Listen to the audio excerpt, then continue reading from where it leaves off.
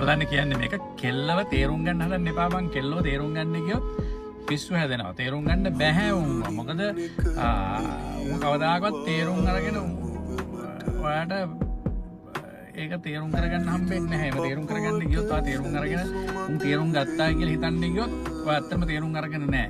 මොකද උන්ගේ කොණ්ඩේ උඩින් උන් එක්ස්ටෙන්ෂන් එකක් දාගන්නවා. හොඳයි අයිලෑෂ් උඩින් තව අයිලෑෂ් එකක් දාගන්නවා. නියපොතු උඩින් තව නියපොත්තක් කලවනවා. ලස්සන තියෙන තොල් දෙකට උඩින් තවත් මොනවා හරි පේන්ට් එකක් ගන්න හදනවා. රයිට්. උන්ගේ බ්‍රෙස් දෙක අස්සෙන් තව මොනවා හරි එක්ක බ්‍රෙස් දෙකක් උන් ප්ලාස්ටික් හරි අටව ගන්න හදනවා. එහෙම නැත්නම් සිලිකාන් හරි රින් ගන්න හදනවා. එහෙම නැත්නම් උන්ගේ පස්සට කලිසම යටින් තව පස්සක් බස්සනවා. ඉතින් ඔහොම එකේ ඔයාලා හිතනවා නම් මුන්ව තේරුම් ගන්න පුළුවන් කියලා කොල්ලන්ට වැරදිලා. ඉතින් උන්ව තේරුම් ගන්න හදන්න එපා. නිකන් වතුර වගේ වෙන්න උත් එක්ක ජීවත් වෙද්දී අයි කොහොම සෑල්ලුවෙන් හිතන්න ඔය ගලාගෙන යන්න දෙන්න.